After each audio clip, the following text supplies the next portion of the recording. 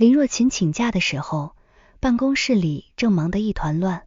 同事小周抱着一摞報表從他桌前經過，見他在請假系統裡填日期，忍不住問了一句：若琴姐，你下午真走啊？這個月結算還沒完全對完呢。林若琴看着熒幕上那行請假原因，手指停了停，最後只寫了4個字：家中有事。他笑了笑，說走半天，明早我早點來補。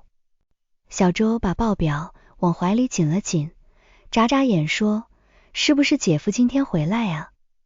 林若琴臉上的笑意一下子柔了下來。哈，他出差半個月了，下午的飛機我去接他。小周立刻露出一副懂了的表情，故意壓低聲音說：難怪今天穿這麼好看，姐夫有福氣啊。出差回來還有人專門去機場接。林若琴低頭看了看自己身上的米色風衣，其實這件風衣已經買了3年，並不是什麼新衣服，只是她昨晚特意熨了一遍，腰帶也重新繫得整整齊齊。她還少見的塗了口紅，顏色很淡，卻讓整個人看起來精神了許多。她今年36歲，和丈夫陳志遠結婚9年，這9年裡，她很少給自己打扮得太精緻，不是不愛美，而是生活一層層壓下來，房貸、車、帶孩子的學費，雙方父母的體檢費，家裡大大小小的開支，哪一樣都比口紅和衣服更急。她總覺得日子過久了，夫妻之間不必再講那些形式。可這次不同，陳志遠出差半個月，去鄰省參加一個項目培訓，臨走前說那邊安排緊，可能沒時間。天天打電話，林若琴嘴上說工作要緊，心裡卻還是惦記。半個月裡，她回消息越來越慢，有時候她晚上10點發，一句忙完了嗎？她到第二天早上才回剛醒，昨晚累睡着了。她問他吃的好不好，他說還行。她問他哪天回，他說19號下午。他說我去接你吧，他回了一句不用折騰，我自己打車就行。林若琴當时盯着那句不用折騰看了很久，她知道陳志遠這個人一向怕麻煩別人，剛結婚那會兒，他加班到深夜，也不肯讓他下樓等，總說外面冷，你睡你的。可那時候，他還是會披着外套偷偷下樓，站在小區門口等他。他看見他，嘴上責怪，眼裡卻全是笑。後來日子忙了，孩子出生了，兩個人像被推上同一條流水線，一天接一天往前趕。陳志遠回家越來越晚，林若琴也越來越少等他。他不是不想，而是等不起。孩子陳安安今年7歲，剛上1年級，每天放學接送輔導作業，洗澡哄睡，第二天還要早起做早餐。陳志遠在一家設備公司做業務主管，平時應酬多，出差多，家裡的瑣事幾乎全落在林若琴身上。很多時候林若琴也會委屈，可每次看見陳志遠疲憊地靠在沙發上，看見他手機裡一條接一條客戶消息，他又把話咽了回去。他想夫妻不就是這樣嗎？一個人主外，一個人多擔些，家裡誰都不容易。這次他出差，林若琴本來也沒打算去接，直到前一天晚上，陳安安抱着爸爸出差前買的小熊玩偶，忽然問他媽媽，爸爸是不是不想我們啊？林若琴愣了一下，問怎麼會這麼想？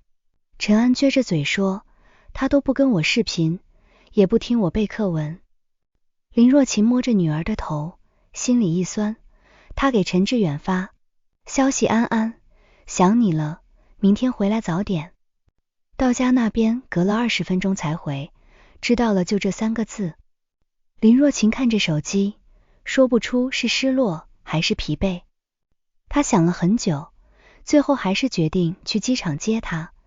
他想，夫妻之間有些感情，不能總靠回憶撐着，該主動的時候，還是得有人先走一步。中午12點半，林若琴把工作交接好，拎着包離開公司。她先去附近的蛋糕店買了一個小蛋糕，陳志遠不愛吃太甜的，她特意選了栗子味，讓店員少放奶油。她還買了一束向日葵，沒有玫瑰那麼張揚，卻很明亮。店員問她宋先生嗎？林若琴點點頭。店員笑着說，您先生一定很幸福。林若琴抱着花站在店門口等車，秋風從街口吹過來，把她耳邊的碎髮吹亂。她低頭看着懷裡的向日葵，心裡忽然有些不好意思，都老夫老妻了，還弄這些，陳志遠會不會笑？她可是轉念一想，笑就笑吧，生活已經夠硬了，偶爾軟一下也沒什麼丟人的。去機場的路上，他給陳志遠發了一條消息，你到哪了？這次他回得很快，飛機快落地了，你在忙嗎？林若琴看着手機，嘴角忍不住上揚。他沒有說自己在路上，只回了一句盤，在公司。他想給他一個驚喜。車窗外的高架橋一段段往後退，城市灰白的樓群在陽光下顯得安靜。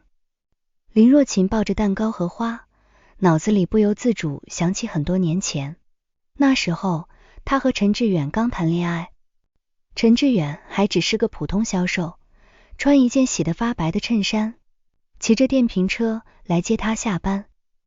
冬天風很大，他把自己的圍巾摘下來給她圍上自己，凍得鼻尖通紅。那時候他說，若琴，我現在沒什麼本事，但你相信我，我一定讓你過上好日子。他信了。後來他們租過潮濕的小單間，吃過連續1周的番茄雞蛋麵，也因為交不起取暖費，在被窩裡抱着熱水袋取暖。最苦的時候，陳志遠1個月跑了30幾個客戶，鞋底都磨破了。林若琴把自己攢了半年的錢拿出來，給他買了一雙皮鞋。陳志遠當時眼圈紅了，拉着他的手說，以後我一定對你好。林若琴想起這些，眼眶微微發熱。他不是沒怨過他，怨他這些年把所有耐心都給了客戶，把壞脾氣留給家裡。怨他回家後總抱着手機，女兒叫他3聲，他才抬一下頭。怨他忘了他生日，忘了結婚紀念日，連他感冒發燒那天都只說了一句多喝水。可怨歸怨，他始終覺得他們是一路苦過來的夫妻，只要人沒變，只要心還在，日子總能慢慢修回來。下午2點40分，林若琴到了機場，航班顯示已落地，行李提取中。他站在到達出口外，身邊來來往往全是接機的人，有人舉着牌子，有人抱着花，有孩子踮腳往裡看，也有年輕姑娘一邊整理頭髮一邊等待。林若琴忽然有些緊張，她把蛋糕盒放在腳邊，又低頭整理了一下風衣的領子。想了想，她把口紅拿出來補了一點。手機響了一聲，陳志遠發來消息，我下飛機了，等會兒打車回。林若琴笑着回，不急。她抬頭盯着出口，一批旅客拖着行李箱出來。林若琴一眼一眼地找，第一批沒有，第二批也沒有。她想，也許他行李多，走得慢。過了幾分鐘，她終於看見了陳志遠。他穿着深藍色夾克，拖着黑色行李箱，背上還斜挎着電腦包。半個月沒見，他看起來瘦了些，頭髮也短了。林若琴剛要揚起手，笑容卻忽然僵在臉上。因為陳志遠不是一個人出來的，他身邊有個女人。那女人看起來30出頭，穿着淺灰色針織裙，外面搭了一件白色短外套，頭髮披在肩上，臉上化着精緻的妝。他手裡沒有拖行李箱，只有一個小包。陳志遠拖着2個箱子，一個黑色的是他的，另一個米白色的明顯是那女人的。這本來也可以解釋成同事出差半個月，同行回來幫女同事拿一下行李，也不是什麼大不了的事。林若琴這樣告訴自己。可下一秒，她看見那女人伸手挽住了陳志遠的胳膊，動作自然得像做過很多次。陳志遠低頭看她，不但沒有躲，還笑了一下。那個笑，林若琴已經很久沒在他臉上見過了，不是对客戶時的客套笑，也不是對家人時敷衍的笑，而是一種放鬆的，帶着一點寵溺的笑。林若琴的手停在半空，懷裡的向日葵被他抱得有些變形，花瓣蹭在風衣上，掉下一點細碎的黃色花粉。他站在人群後面，像突然被人從頭到腳澆了一盆冰水。機場裡明明很吵，行李箱滾，輪聲、廣播聲，孩子喊爸爸的聲音，接機人群的笑聲，全都在耳邊響。可他卻像什麼都聽不見了，他只看見陳志遠和那個女人並肩往外走。女人不知道說了什麼，陳志遠抬手在她頭上輕輕揉了一下，那動作太親密了，親密到林若琴連替他找借口的力氣都沒有。他忽然想起半個月裡那些回得很慢的消息，想起他說培訓很忙，想起他說晚上累得倒頭就睡，想起他問要不要視頻時，他說宿舍裡不方便。宿舍林若琴低頭看着手裡的蛋糕，心裡一陣發冷。到底是宿舍不方便，還是有人不方便？他沒有立刻衝上去，也沒有像電視劇裡那樣哭着質問，他只是本能地往旁邊退了一步，藏到一根柱子後面。那一刻，他自己也不知道為什麼要躲，或許是太突然了，或許是他還沒有準備好。在這麼多人面前承認自己9年的婚姻，竟然如此難堪。陳志遠和那女人從他前面走過，距離近到他甚至能聽見他們說話。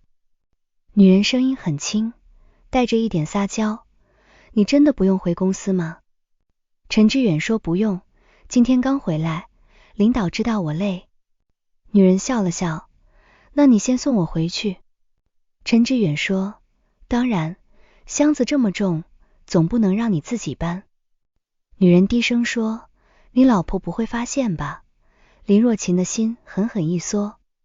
陳志遠沉默了2秒，聲音壓低：“他今天在公司忙得很，不會知道。再說了，就算知道，我們同一班飛機，也可以說是同事。”女人又問：“那晚上呢？”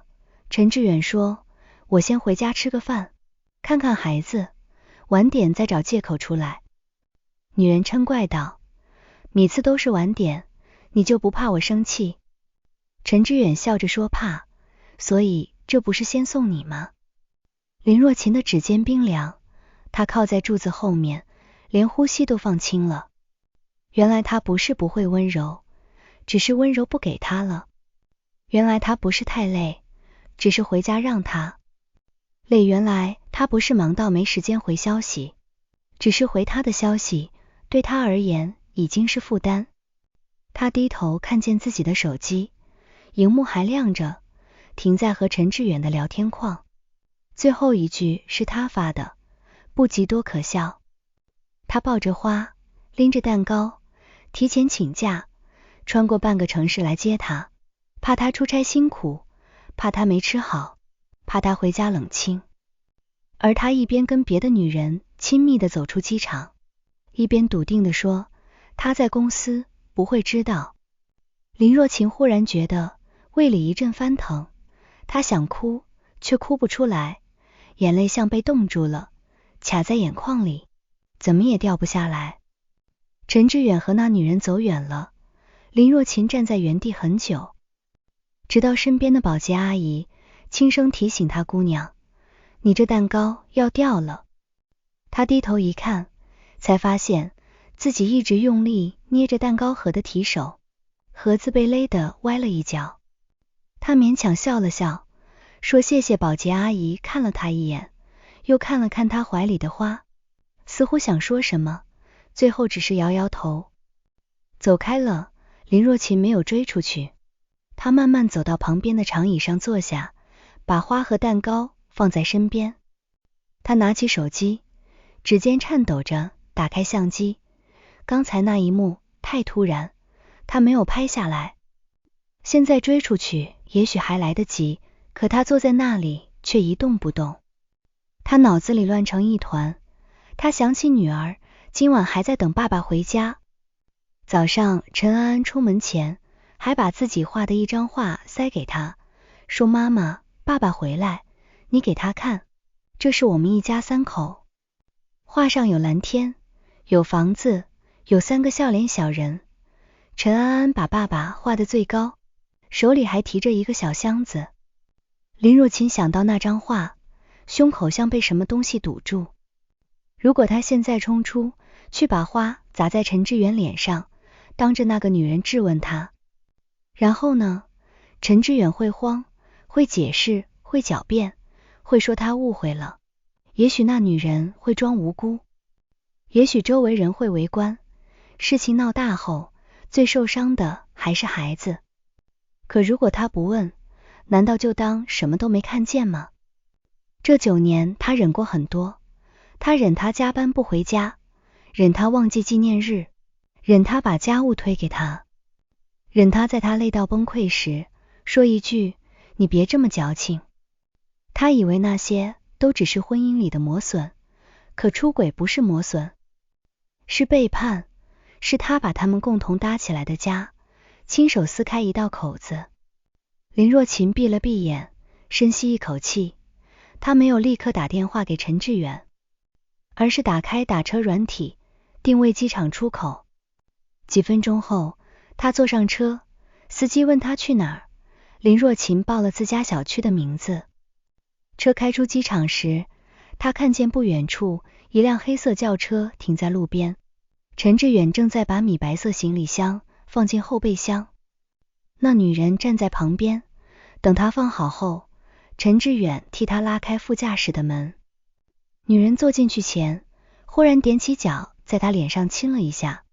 陳志遠愣了一下，隨即笑了，那笑容刺得林若琴眼睛發疼。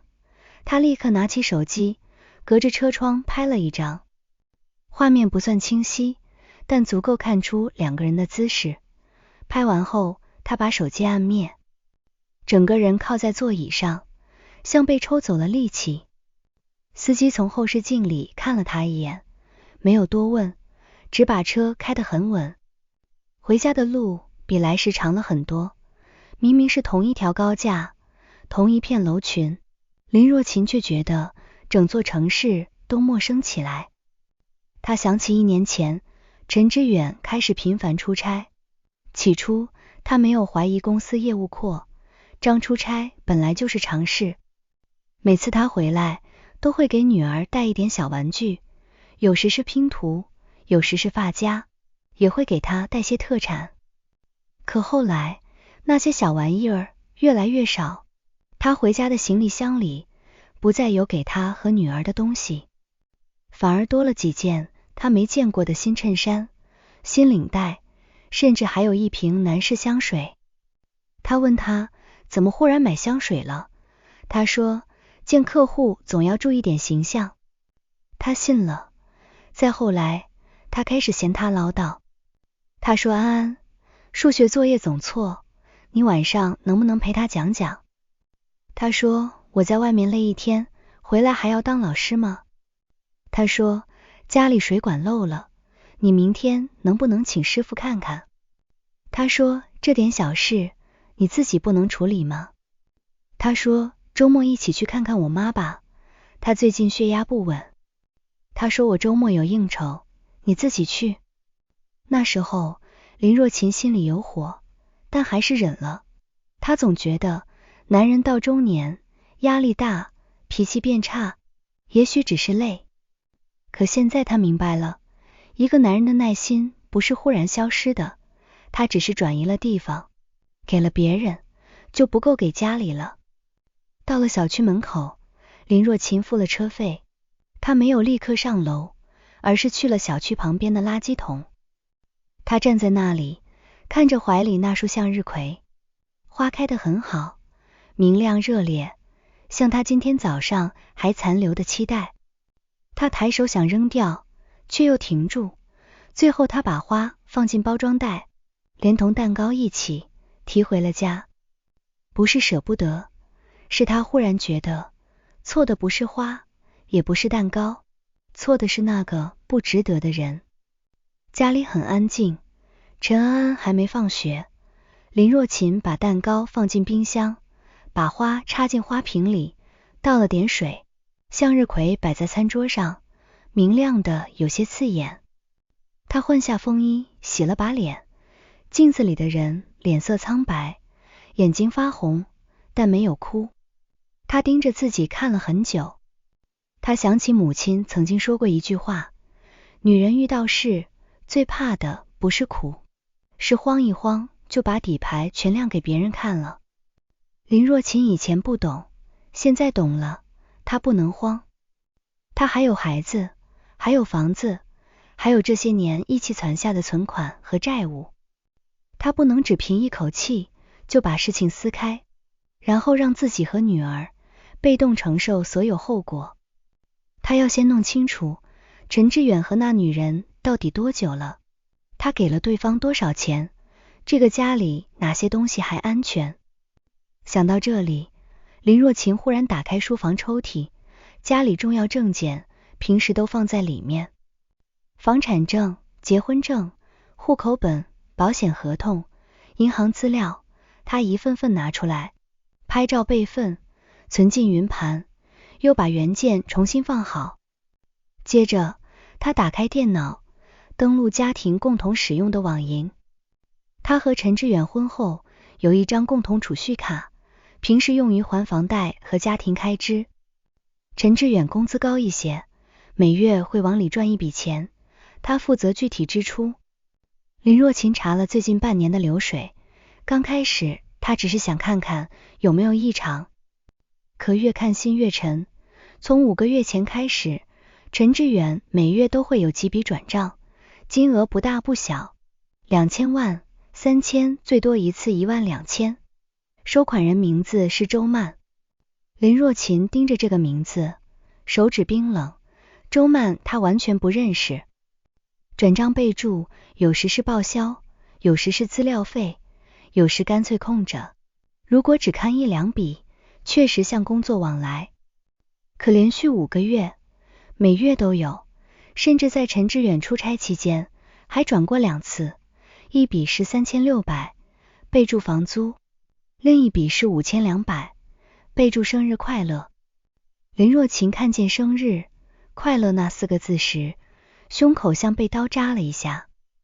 他今年生日那天，陳志遠忘了他那晚做了一桌菜，等他回來，陳志遠10點多進門，身上一股酒味，看見桌上的菜，只說了一句怎麼還沒收。都涼了，他提醒他，今天是我生日。他愣了一下，隨後不耐煩地說，最近太忙了，回頭補你。那個回頭至今沒有來，可他記得周曼的生日，還賺了5200。林若琴忽然笑了一聲，笑聲很輕，卻比哭還難聽。他把流水截圖保存，又把轉賬記錄逐一下載。做完這些，他聽見門外傳來小孩的腳步聲和鑰匙聲。陳安安放學回來了。林若琴迅速關掉頁面，起身去開門。媽媽陳安背住書包，撲進來，第一句就問爸爸回來了嗎？林若琴蹲下來替他摘書包，聲音盡量平穩，還沒呢，應該快了。陳安有點失望，又很快看見餐桌上的花，眼睛一亮，哇，媽媽，這是爸爸送你的嗎？林若琴怔了一下，她看着那束向日葵，不知道該怎麼回答。幾秒後，她摸摸女兒的頭，說不是，是媽媽買給自己的。陳安安歪着頭問為什麼要買給自己。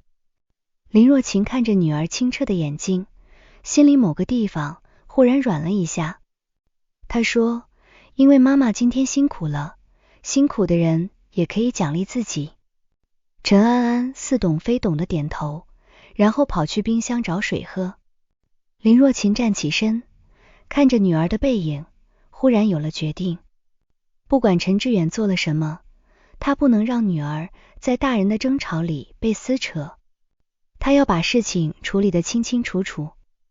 傍晚6點半，陳志遠回來了，門鎖響起時，林若晴正在廚房炒菜。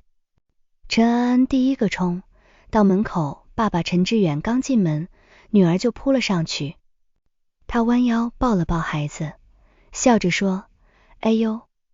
又中了陳安安，抱着她的脖子問爸爸：“你給我帶禮物了嗎？”陳志遠動作一頓，隨後從包裡翻出一個小盒子，戴了看，看喜不喜歡。那是一個普通的髮夾，粉色塑料包装，機場便利店裡隨處可見的款式。陳安安卻很高興，立刻拿着跑去鏡子前比。林若晴站在廚房門口，安靜地看着陳志遠，她看見他表情沒有任何異常。回來了，林若晴先開口嘗，陳志遠放下行李箱，揉了揉肩膀，說累死了。這半個月簡直不是人過的日子。林若晴問培訓很忙嗎？陳志遠脫外套的手停了一瞬，很快又恢復自然。忙啊，每天開會，晚上還要整理材料，回酒店倒頭就睡。林若晴看着他，輕聲問：“不是住宿舍嗎？”陳志遠愣了一下，什麼？你之前說宿舍不方便視頻。陳志遠笑了笑，像是早就準備好了說法哦，說習慣了。培訓中心安排的房間跟宿舍差不多，2個人一間。林若晴點點頭，沒有追問。陳志遠走到餐桌旁，看到花瓶裡的向日葵，隨口問：“誰送的花？”林若晴說：“我買的。”陳志遠笑了一聲，語氣裡帶着一點不以為然。都多大年紀了，還買花浪費錢。林若晴看着他，心裡最後一點溫熱也慢慢冷下去。同一個男人，下午還能替別的女人拉車門，幫他提箱子，笑着哄他別生氣。晚上回到家，看見妻子給自己買一束花，只覺得浪費錢。他忽然很想問他：“陳志遠，在你心裡，我到底算什麼？”可他忍住了。飯桌上，陳志遠像往常一樣吃飯，問了幾句孩子學習，又抱怨這次出差吃不好，睡不好。林若晴一邊給女兒夾菜，一邊平靜地聽着。她發現，一旦心裡有了答案，再聽他的謊話，反而不會那麼痛了。就像看一個不熟練的演員在台上表演，台詞漏洞百出，表情卻還自以為自然。吃完飯，陳志遠坐在沙發上看手機。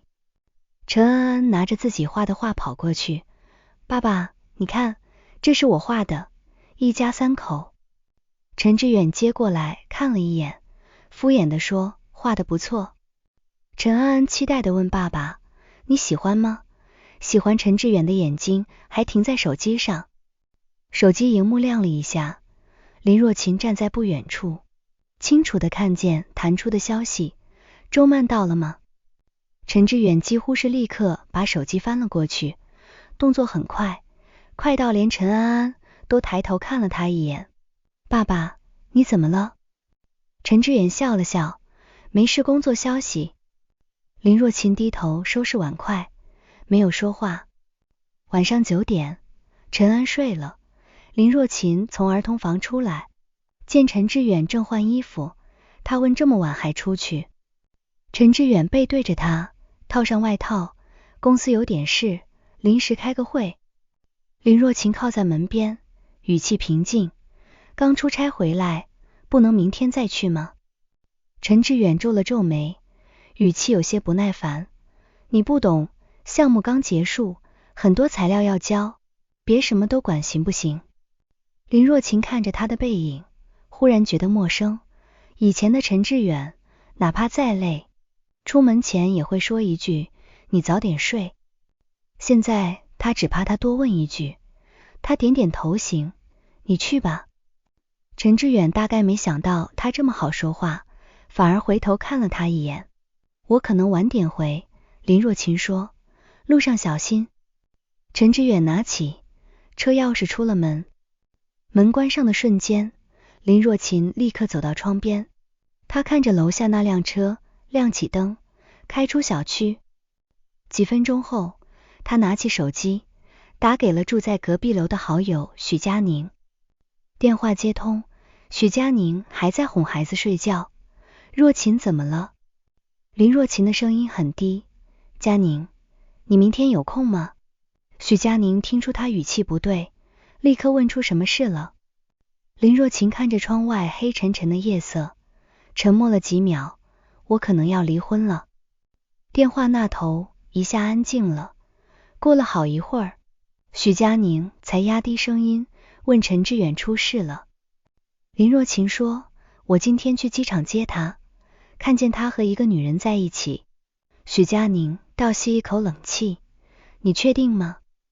林若晴閉了閉眼，我聽見他們說話，也拍到了照片，還查到他給那女人轉過錢。許佳寧立刻說，你別衝動，先把證據留好，明天我陪你去找律師。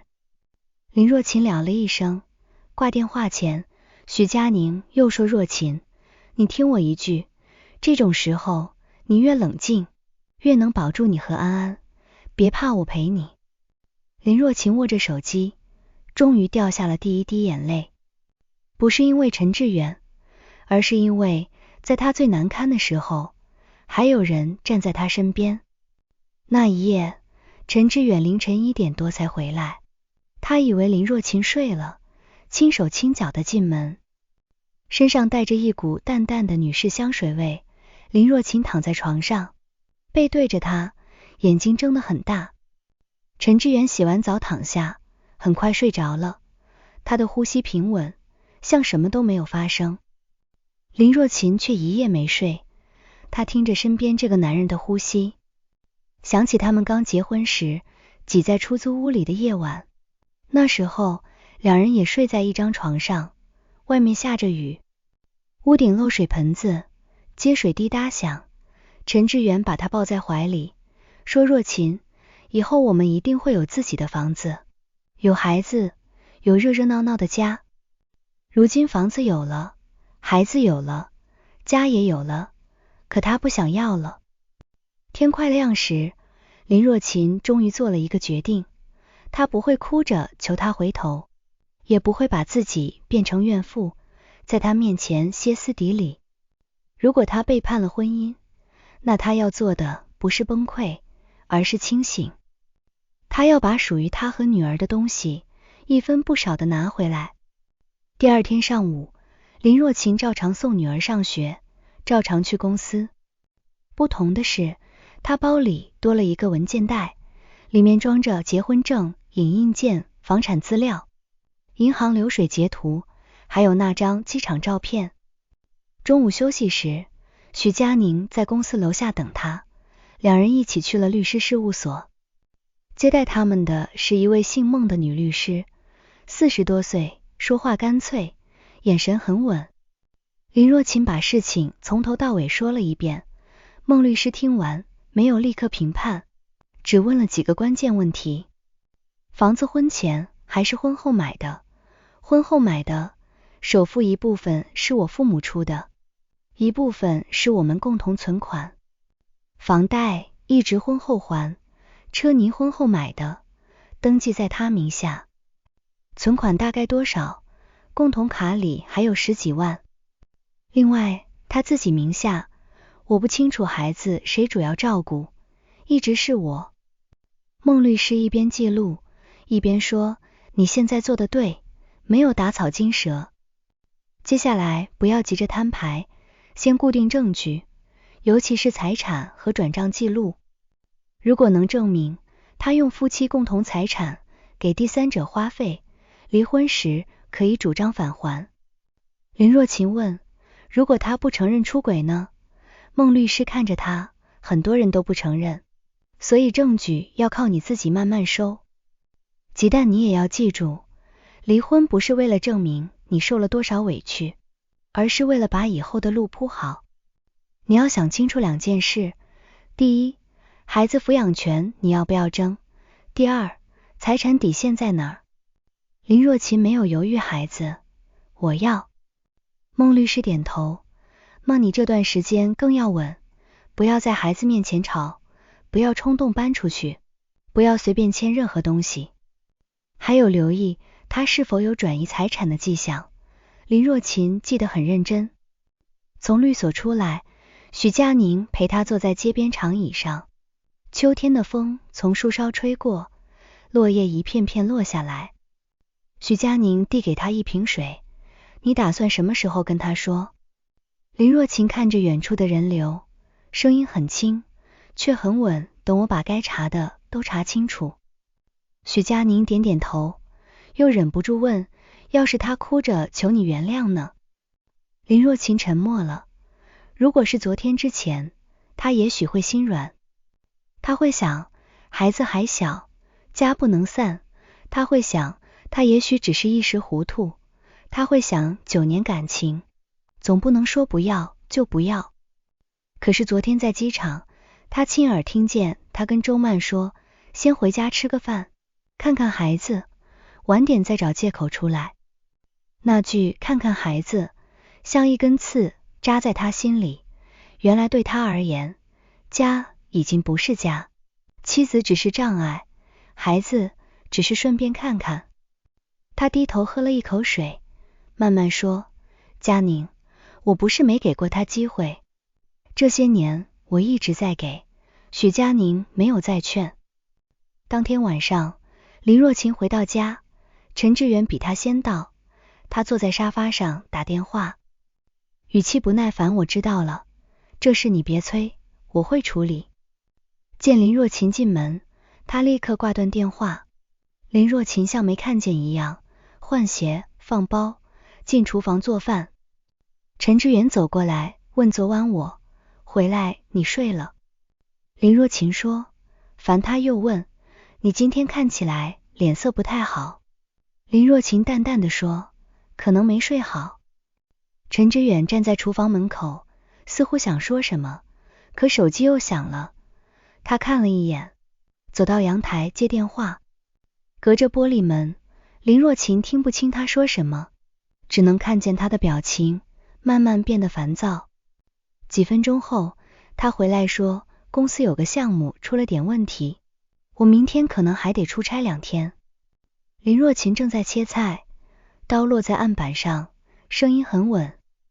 去哪？陳志遠說，還是上次那邊。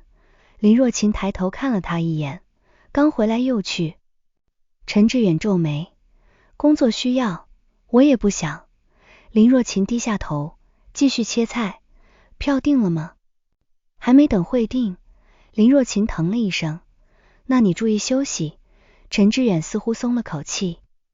他不知道，林若琴握着菜刀的手心已經全是冷汗。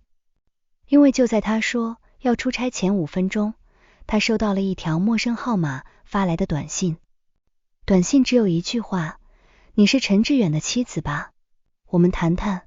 下面還附了一張照片，照片裡是一張租房合同的局部。林若琴盯着那張照片，手指一點點收緊。緊急聯繫人陳志遠，關係丈夫，這2個字像一巴掌重重扇在他臉上。他和陳志遠結婚9年，戶口本上明明白白寫着夫妻關係，家裡的房貸一月月還着，女兒一天天長大。可在另一份租房合同上，他竟然也成了別人的丈夫。那一刻，林若琴忽然覺得可笑，原來有些男人的承諾真的可以廉價到一張紙上隨便填。他沒有立刻回短信，鍋裡的菜還在炒，油煙機嗡嗡響着。陳志遠坐在客廳，若無其事地陪女兒，看動畫片。陳安安不知道大人世界的裂縫，還抱着陳志遠的胳膊說，爸爸，星期五學校有親子活動，你能不能來？陳志遠眼睛盯着手機，隨口說，星期五啊，爸爸不一定有空。陳安安失望地低下頭，可是別的小朋友爸爸媽媽都去。陳志遠皺了皺眉，爸爸要工作，不能天天圍着你轉。林若晴站在廚房裡，聽見這句話，眼眶突然酸了一下。以前她總替陳志遠解釋，爸爸忙，爸爸辛苦，爸爸賺錢養家。可現在她才知道，孩子等不到的那些陪伴，並不全是被工作拿走的，是被另一個女人，被另一個租來的小家，被那些見不得光的溫柔拿走了。吃飯時，氣氛和平常一樣。陳志遠抱怨項目難做，說客戶難纏，又說自己最近壓力大，胃不舒服。林若晴給他盛了一碗湯，那就多喝點。陳志遠看了他一眼，似乎有些意外。這段時間，林若晴太安靜了，安靜的讓他有些不習慣。他原以為他會像以前那樣問東問西，問他出差住哪裡，問他為什麼又要走，問他周五能不能陪孩子。可他什麼都沒問，這種安靜讓他心裡隱約不踏實，但他又很快把這種不踏實壓了下去。在他心裡，林若晴一向是個顧家的女人，她捨不得孩子，也捨不得這個家，就算有時候鬧脾氣，最後還是會把飯做好，把衣服洗好，把老人孩子照顧好。他甚至有點理所當然地認為他離不開他。吃完飯，林若晴照常收拾廚房，陳志遠回房間收拾行李，說明天一早的高鐵。林若晴洗完碗，把手擦乾，終於回了那條陌生短信，你是誰？對方很快回了過來，我叫周曼。林若晴看着這個名字，心裡反而平靜下來。他問你想談什麼？周曼回談。陳志遠談他欠我的，也談你該讓出來的位置。林若晴看到最後幾個字，忽然笑了，他沒有回。幾秒後，周曼又發來一條，明天下午2點，南城商場2樓咖啡廳，你不來，我就去你女兒學校找你。林若晴臉上的笑意瞬間消失，她盯着那句你女兒學校，眼神一點點冷下來。她最不能容忍的就是有人把孩子牽扯進來。林若晴回了一個字好。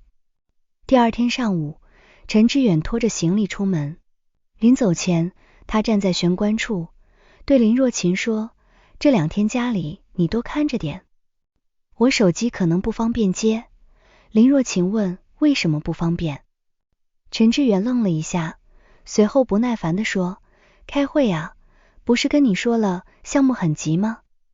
林若晴點點頭，知道了。陳志遠看着他平靜的樣子，心裡那種不安又冒了出來。他試探着問，若晴你是不是有什麼事？林若晴替他把門打開，沒有，路上小心。他語氣太自然，陳志遠也就沒再多想。門關上後，林若晴沒有像往常一樣去陽台看他。下樓，他走到書房，把昨晚整理好的證據又複製了一份，放進新的資料夾裡。接着，他給孟律師發消息，說周曼約他見面，並把短信截圖發了過去。孟律師很快回復，可以去，但不要發生肢體衝突，不要辱罵威脅，最好錄音。他如果承認與你丈夫的關係，或者承認收過你丈夫的錢，都是有用信息。另外，涉及孩子安全的威脅也要保留。林若晴回了一句明白。下午1點半，林若晴到了商場，她沒有急着進咖啡廳，而是在附近找了個位置坐下，打開手機，錄音放進包裡。2點整，她走進咖啡廳，周曼已經到了，她坐在靠窗的位置，穿着一件米白色外套，和那天機場穿的風格很像，妝容精緻，頭髮打理得很柔順，手邊放着一杯咖啡，姿態看上去很從容。看見林若琴，他上下打量了一眼，嘴角輕輕一勾。你就是林若琴？林若琴在他對面坐下。我是周曼，笑了笑，比我想象中普通。林若琴沒有生氣，只淡淡問，你找我不是為了評價我的長相吧？周曼臉上的笑意收了收，他沒想到林若琴這麼平靜。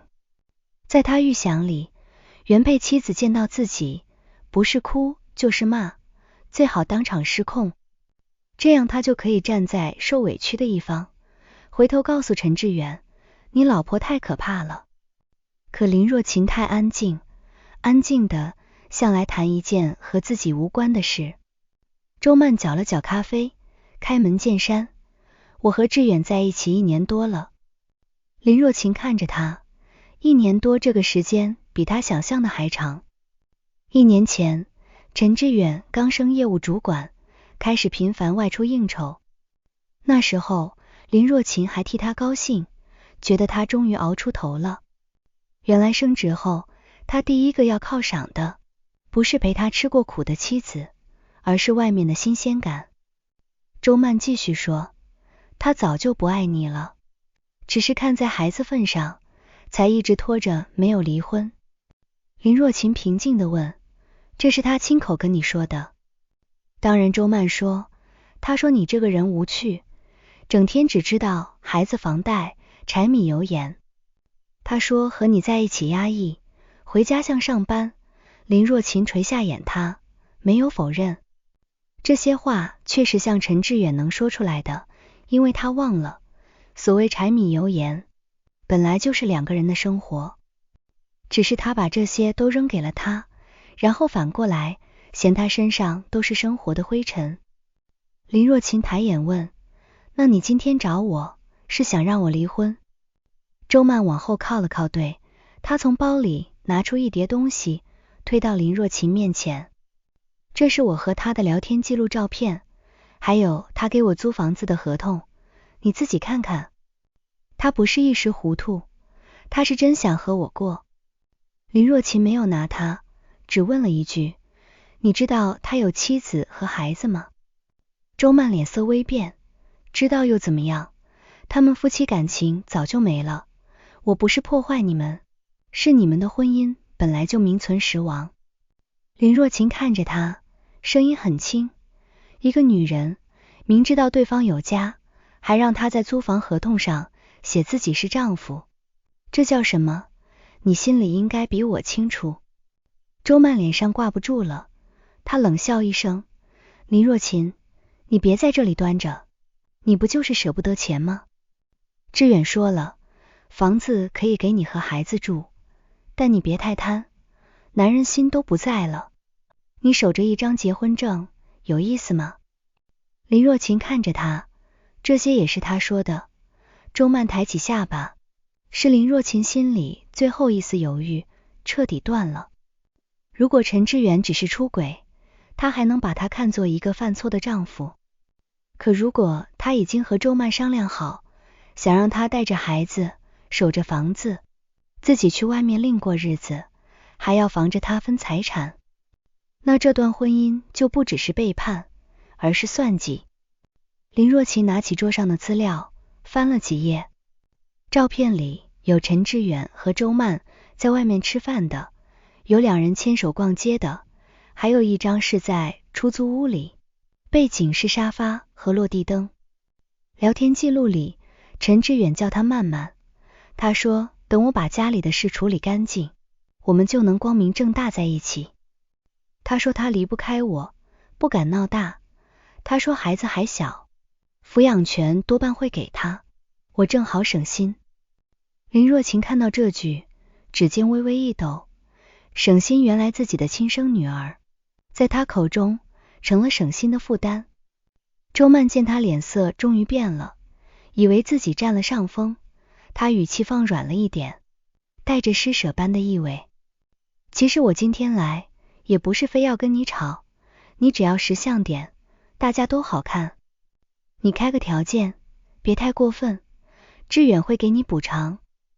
林若晴把資料放回桌上，補償他看着周曼，一字一句問：補償我9年的婚姻，補償我一個人生孩子、帶孩子，補償我替他照顧老人、還房貸，補償我把青春和精力都放進這個家，最後換來你坐在我面前，讓我識相。周曼皺眉，你說這些沒用，男人不愛你了，就是不愛了。林若晴點點頭，這句話你說的沒錯。周曼一愣，林若晴接着說，所以我不會挽留他，你放心，我會離婚。周曼眼睛一亮，真的？林若晴看着他，但怎麼離？什麼時候離？財產怎麼分？孩子歸誰？不是你說了算，也不是陳志遠說了算。周曼臉色沉了下去，你什麼意思？林若晴拿起自己的包，慢慢站起來，我的意思是，你今天給我的這些東西，我會交給律師。你如果再拿我女兒威脅我，我會報警，也會讓你的工作單位知道，你是怎麼用一個孩子逼迫別人離婚的。周曼猛地站起來，你敢？林若晴看着他，眼神平靜卻鋒利，你都敢把我丈夫寫成你的丈夫，我有什麼不敢？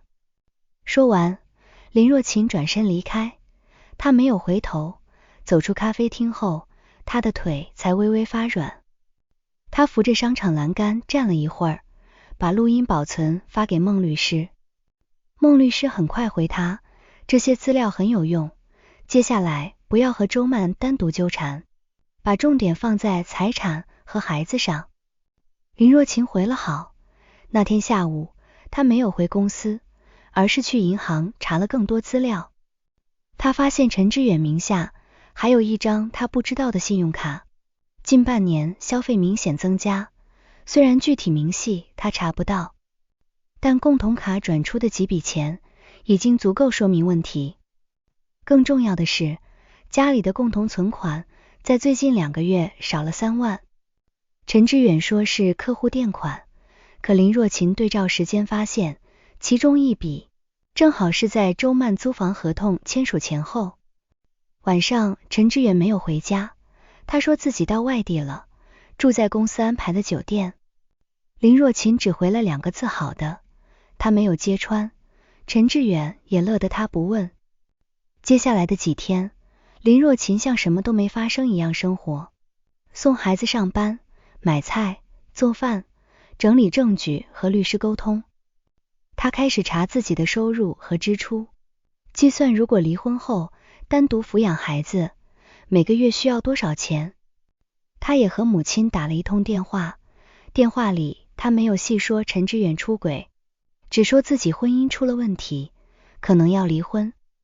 母親沉默很久，最後只說了一句：若晴，日子是你自己過，媽不勸你忍，也不勸你離。你只記住一點，別委屈孩子，也別把自己委屈沒了。林若晴聽到這句，眼淚差點掉下來。她以前最怕父母失望，怕他們覺得她沒把日子過好，怕他們跟着操心。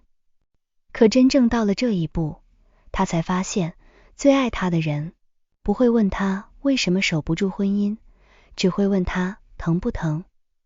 陳志遠3天後回來，這次他帶回了一盒點心，放在餐桌上，給你和安安買的。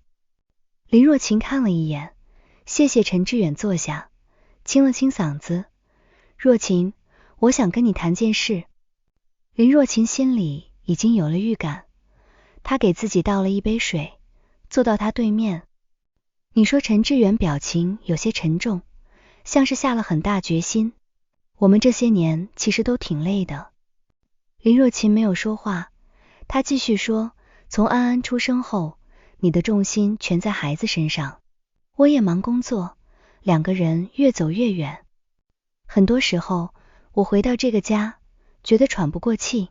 林若晴看着他，所以呢？陳志遠避開他的眼睛，我覺得我們是不是該冷靜一段時間？林若晴問。怎麼冷靜？陳志遠似乎等的就是這句話，立刻說，我可以先搬出去住房子，你和安安住着，我不会讓你們没地方去。至於離婚，咱們也不用鬧得太難看，安安還小，對外就說性格不合。林若晴心裡冷笑，果然周曼已經沉不住氣了，所以他也要開始推進了。他問財產呢？陳志遠皺眉，什麼財產？林若晴說，房子、車、存款，還有婚後共同收入。陳志遠臉色變得不太好，若晴，我們夫妻一場，你没必要算得這麼清楚吧？房子我讓你住，已經很照顧你了，車是我工作用的，肯定不能給你，存款也沒多少，還要還貸。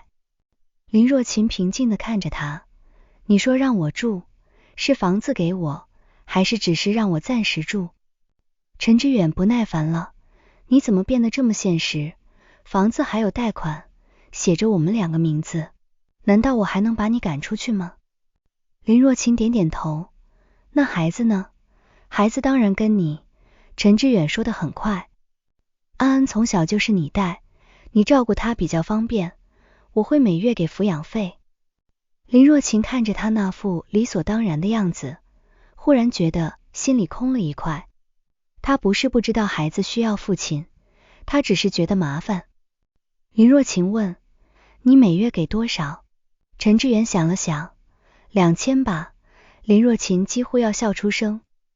安安1個月課後托管加興趣班就不止2000，他吃飯穿衣、醫療教育哪一樣不要錢？陳志遠皺眉，小孩子哪有那麼花錢？你平時別給他報那麼多亂七八糟的課就行。林若晴看着他，忽然問周曼，知道你只肯給女兒2000撫養費嗎？客廳裡瞬間安靜下來，陳志遠臉色猛地變了，你說什麼？林若晴從包裡拿出一張照片放到桌上，照片裡是機場門口，周曼踮腳親他的瞬間。陳志遠盯着照片，整個人僵住。幾秒後，他第一反應不是愧疚，而是質問，你跟蹤我？林若晴看着他，我去機場接你。陳志遠臉上的血色一點點褪去，他大概想起那天自己說過什麼，做過什麼，眼神明顯慌了。若晴，你聽我解釋。林若晴打斷他，不用解釋。你說你們是同事，說你幫他拿行李，說他只是情緒激動，我都不想聽。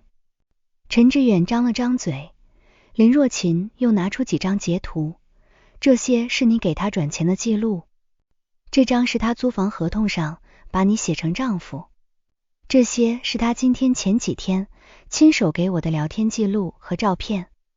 陳志遠，我不是來問你有沒有出軌，我是来告訴你我都知道了。陳志遠像被人當頭打了一棍，他伸手去拿那些資料，林若晴卻按住了，別碰這些，只是影本。陳志遠抬起頭，眼神裡終於有了恐慌。若晴，你先冷靜，事情不是你想的那樣，我和周曼只是一時糊涂。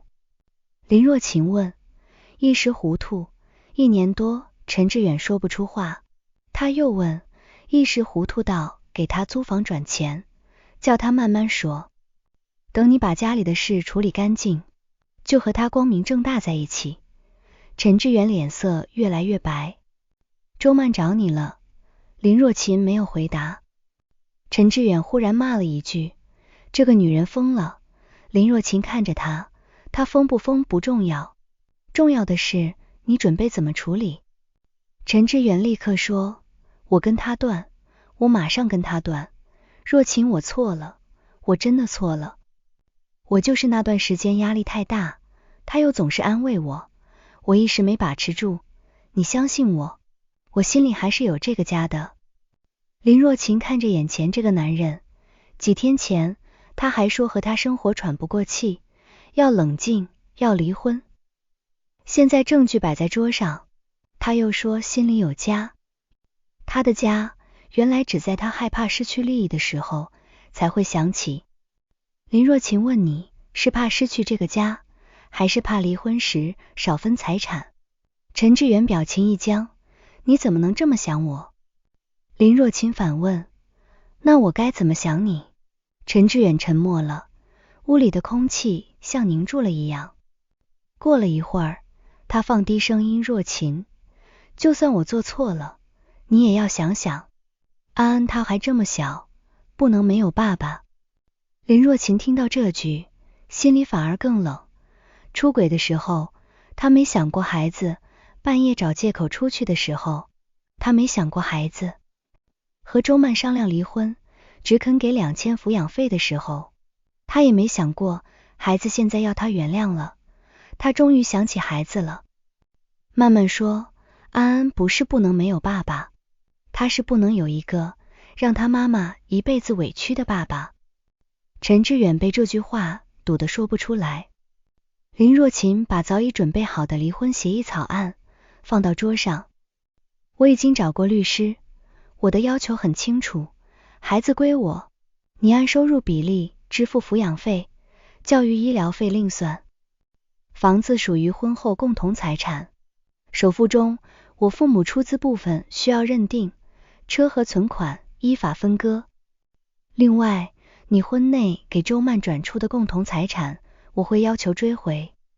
陳志遠猛地站起來，你太狠了吧！林若晴抬頭看他，我狠他的聲音不高，卻讓陳志遠莫名心虛。你用夫妻共同財產養別的女人時，不狠；你讓他在租房合同上寫你是丈夫時，不狠；你算着讓我帶孩子，自己只給2000撫養費時，不狠。現在我只是依法分割，你說我狠？陳志遠臉色一陣青一陣白，他開始煩躁地在客廳裡走來走去。若晴，我承認我對不起你，可你也不能把我逼死吧？公司要是知道這些事，我還怎麼做人？周曼那邊我會處理，你給我點時間。林若晴說，我給過你9年時間。陳志遠停下腳步。他繼續說，這9年裡，我不是沒委屈過，不是沒想過和你好好談，可每次我一開口，你就說我不懂，你說我矯情，說我管太多。陳志遠，不是我不給你時間，是你把所有機會都用完了。這一晚，兩人談到很晚，準確地說，是陳志遠求到很晚。他從最開始的辯解，到後來的道歉，再到最後搬出父母和孩子。他說安安需要完整，低家他說老人受不了刺激，他說自己只是一時走錯路，他甚至紅着眼睛說若晴，我們那麼苦的過來了，你真的忍心就這樣散了嗎？如果換成以前，林若晴或許真的會心軟，可現在他只覺得諷刺。能把9年感情掛在嘴邊求原諒的人，當初背叛的時候，怎麼沒想起那9年？凌晨，林若晴站起身，我給你3天時間考慮協議，能談就協議，離婚談不攏我們就走。訴訟陳志遠坐在沙發上，整個人像老了好幾歲。林若晴回房間前，最後說了一句，這幾天你睡客房，還有不要在安安面前演戲，我不想他害怕。第二天，陳志遠沒有去公司，他給周曼打電話，電話一接通，就劈頭蓋臉的罵你是不是有病，你找他幹什麼？周曼在電話裡哭，你不是說會離婚嗎？你拖了1年多，現在還怪我。陳志遠壓着聲音，你把那些東西給他，是想害死我嗎？周曼也怒了，陳志遠，你別忘了，房子是你租的，錢是你轉的，話是你說的，現在出事了，你想把我甩乾淨，沒那麼容易。林若晴站在廚房門口，聽見客房裡隱約傳出的爭吵，沒有任何表情。她甚至有些慶幸，有些感情從見光那一刻起就開始爛了。周曼原以為自己是被偏愛的人，等事情鬧開，才發現陳志遠最愛的永遠是他自己。接下來的幾天，陳志遠日子很不好過，周曼不肯善罷甘休，不停打電話發消息，公司那邊也出了問題。原來周曼是合作方臨時聘用的項目助理，兩人的關係在項目期間早就有人察覺，只是以前沒鬧大，大家當作不知道。如今周曼一氣之下，竟然把兩人的部分聊天記錄發給了陳志遠的同事，還暗示他利用項目報銷給自己花錢。消息很快傳開，公司領導找陳志遠談話，要求他說明情況。陳志遠回家時臉色灰敗，他一進門就對林若琴說：“是不是你做的？”李若琴正在陪陳安寫作業，抬頭看了他一眼。什麼？陳志遠壓低聲音，咬牙問公司那些事，是不是你告訴周曼的？林若琴合上女兒的作業本，讓安安先回房間看書。等孩子進去，他才說：“我沒有必要幫周曼，但你們之間的爛賬總會有人先開。”陳志遠氣得額頭青筋直跳。你現在滿意了？我工作要是沒了，撫養費你也拿不到多少。林若琴看着他，那是你自己造成的，不是我造成的。陳志遠忽然泄了氣，他坐在椅子上，抱着童若琴。我真的後悔了。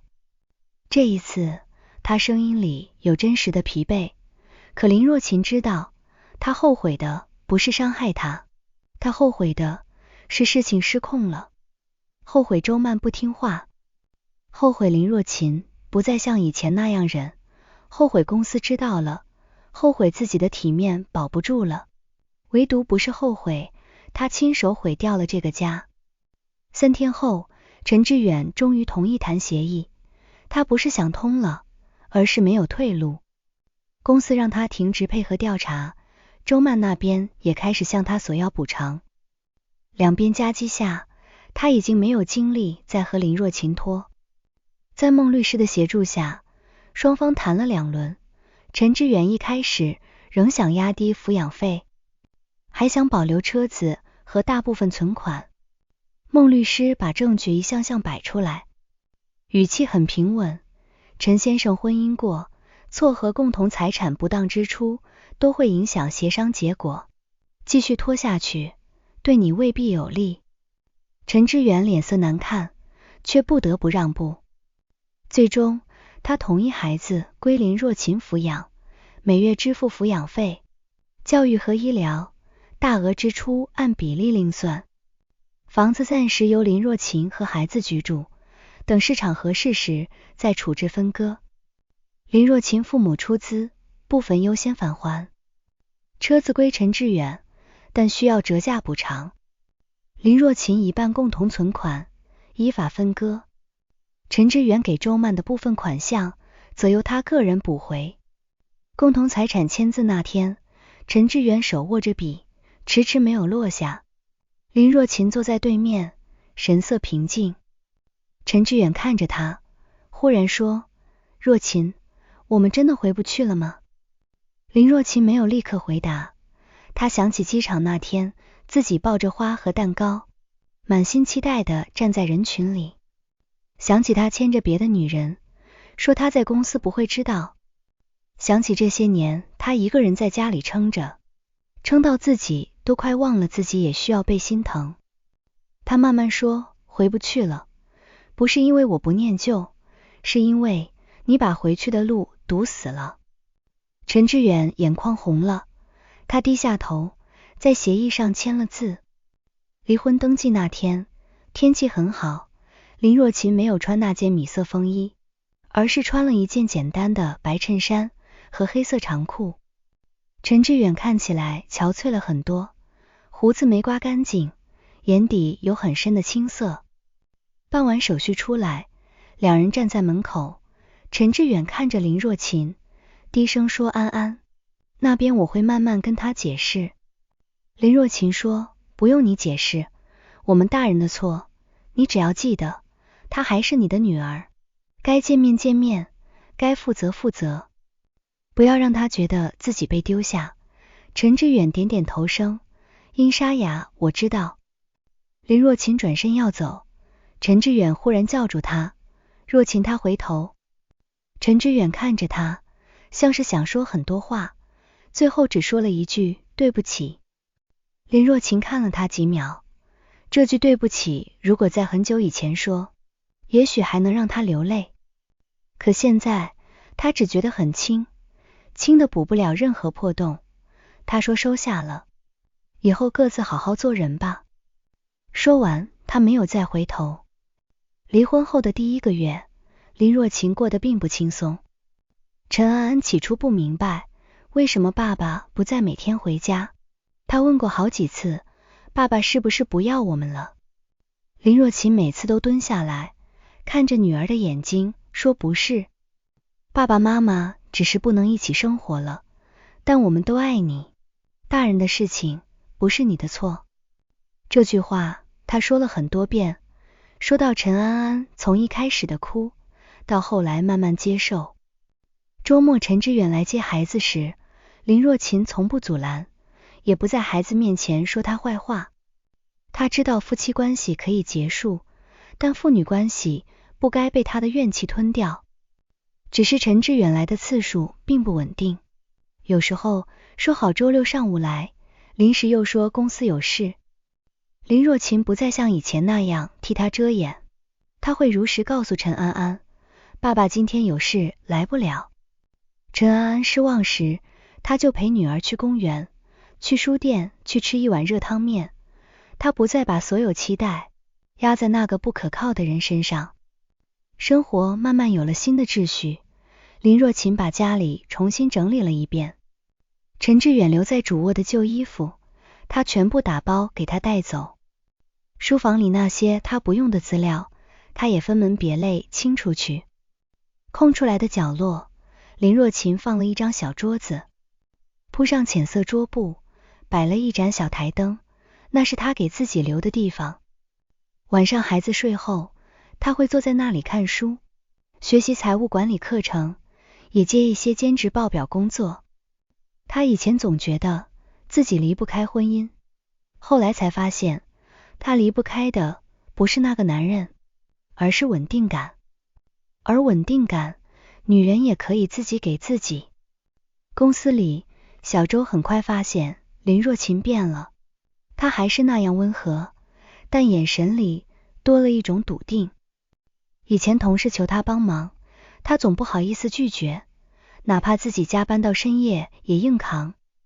現在她會清楚地說，這部分不在我的工作範圍內，我可以教你一次，但不能替你做完。有人背後說她離婚後脾氣變硬了，林若琴聽見後只是笑笑，不是脾氣變硬，是她終於學會把自己放在心上。半年後，林若琴靠着穩定的工作表現，被調到財務主管助理的位置，薪水漲得不多，但對她而言是一個新的開始。那天，她買了一個小蛋糕回家，不是栗子味，而是陳安喜歡的草莓味。母女倆坐在餐桌前，桌上插着一束新的向日葵。陳安安問媽媽，今天是什麼日子？林若琴想了想，笑着說，是媽媽升職的日子。陳安安立刻鼓掌，媽媽好棒。林若琴切了一塊蛋糕給女兒。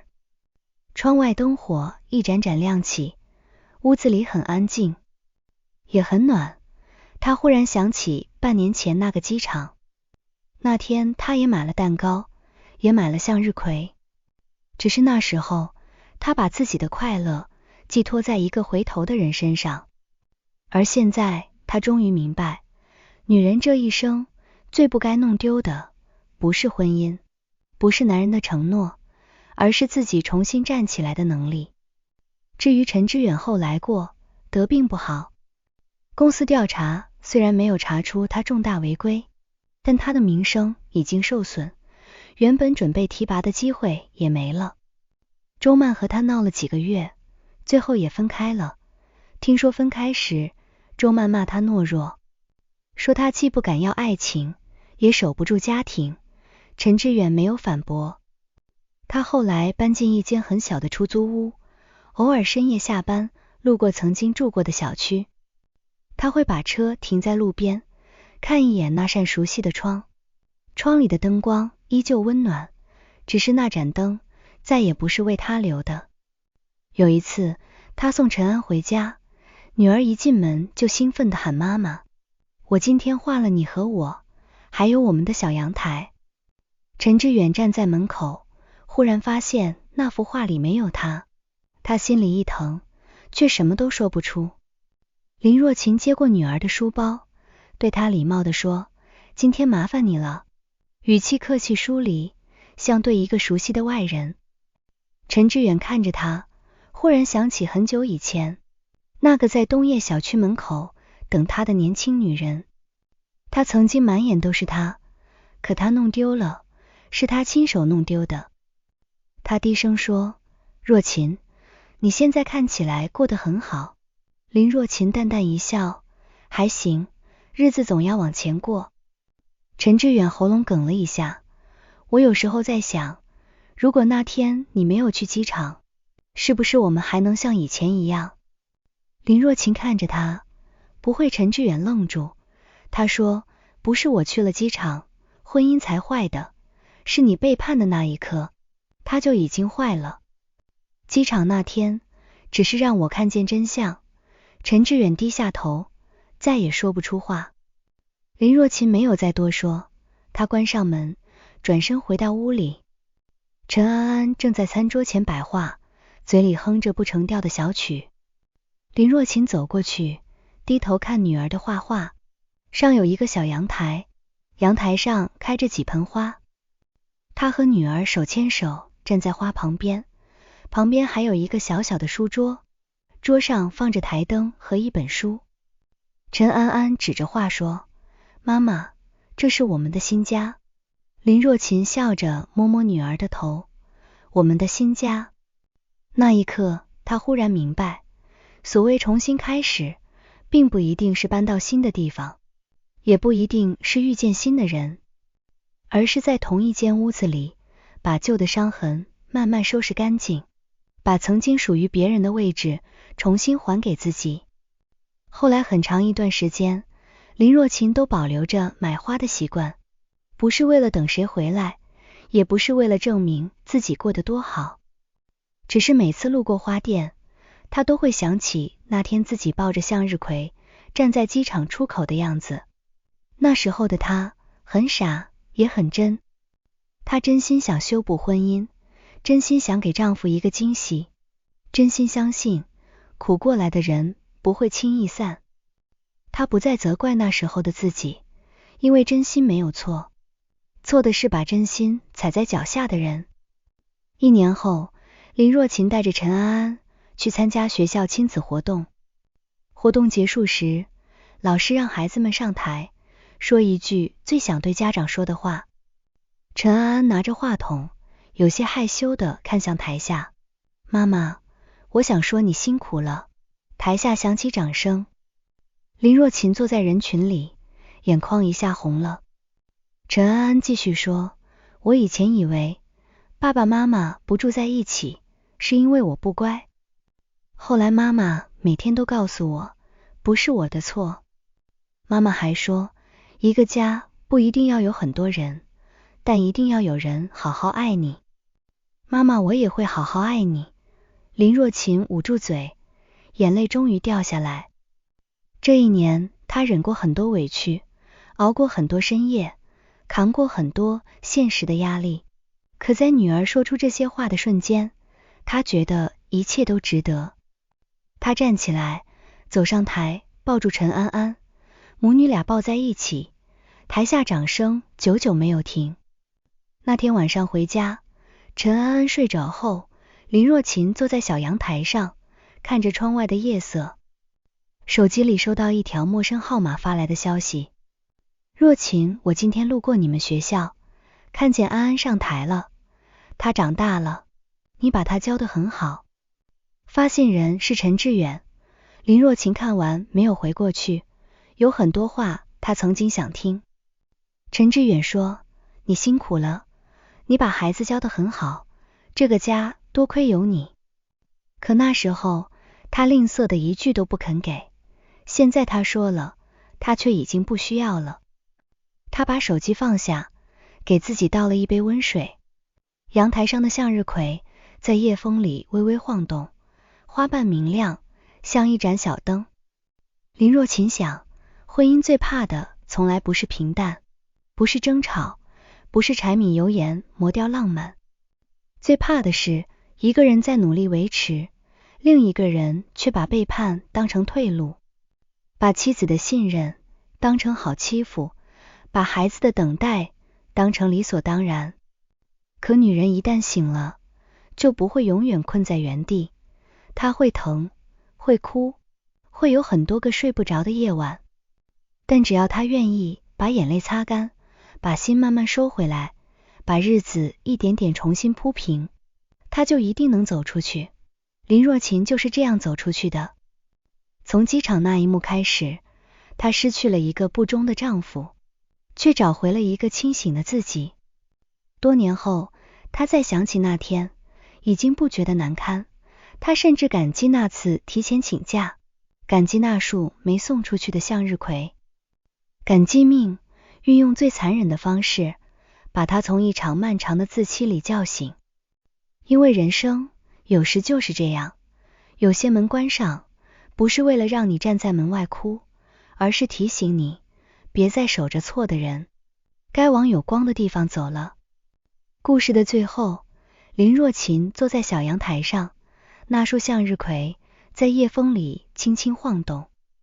她終於明白，婚姻最怕的不是平淡，不是爭吵，不是柴米油鹽磨掉浪漫，最怕的是一個人在努力維持，另一個人卻把背叛當成退路，把妻子的信任當成好欺負，把孩子的等待當成理所當然。那個曾經抱着花和蛋糕，穿越半個城市去接他的女人，如今學會了把真心收回來，往有光的地方走。我是阿明，一個在深夜裡把這些家長冷暖講給你聽的人。有些門關上，不是為了讓你站在門外哭，而是提醒你，別再守着錯的人，該往有光的地方走了。林若琴用一場機場的驚喜換來了一個清醒的自己。她失去了一段不忠的婚姻，卻找回了那個曾經被生活磨損的快要消失的自己。這個故事裡最刺眼的不是陳致遠的背叛，而是他那句他今天在公司不會知道。他把妻子的信任當成出軌的安全墊。而林若琴最讓我佩服的不是他的憤怒，而是他在最痛的瞬間沒有撕扯，沒有崩潰，而是冷靜地轉身取證，找律師算清楚每一筆賬。因為他知道，女人的體面不是靠男人給的，是靠自己在廢墟上重新站起來的能力。如果你也曾在某段關係裡真心付出，卻換來辜負，或者曾經為了等一個人回頭而把自己排在最後，請你記住，林若琴的故事真心沒有錯，錯的是把真心踩在腳下的人。你可以為他奔走過一次，但不必為他停在原地一輩子。點個讚，讓更多在關係裡裝睡的人看見這個故事。評論區聊聊，你有沒有過那種滿心歡喜去接一個人，卻接回一個答案的瞬間？或者你是在哪一刻突然決定不再替不值得的人留燈了？下個故事我們不見不散。